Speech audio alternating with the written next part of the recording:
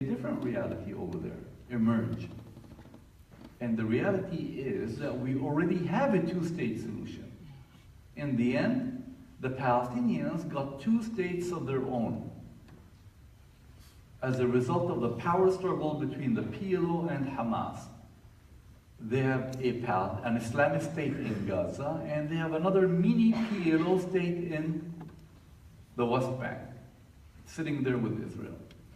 Some people, by the way, call it the three-state solution, because Israel is sitting in the middle and in the West Bank. What we have in Gaza is a radical Islamic state run by Hamas, Islamic Jihad, Muslim Brotherhood. Some people say Al-Qaeda, some people say ISIS, Hezbollah, Nasrallah, Fadlallah, and all the Allahs in the world.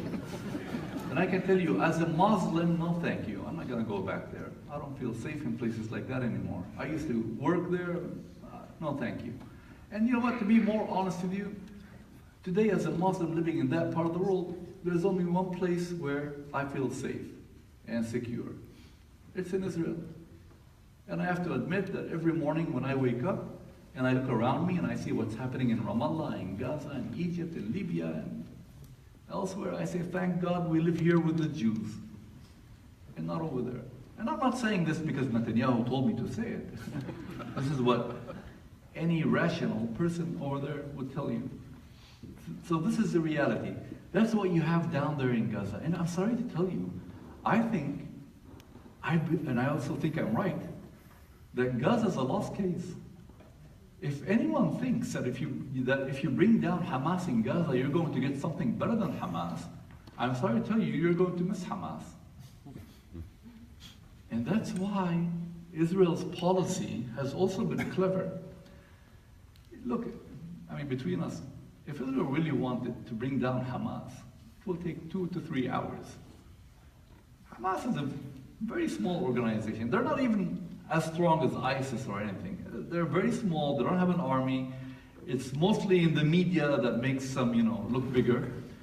And if Israel really wanted, they can bring them down. But Israel's policy is that, to refrain from bringing them down, to beat them very hard, but always make sure they stay in power. Why? Because if you bring them down, you don't know what you're going to get. You're going to end up with something worse. And secondly, and ironically, it has become in Israel's interest to have a strong government in Gaza, whether you like them or not. A strong government in Gaza means that you can hold someone accountable, or you can make security arrangements with that government or that party. And this is what Israel is doing. I mean, Israel doesn't do it out of love for them, but this is what you have. And Israel's policy, I think, is the correct policy right now.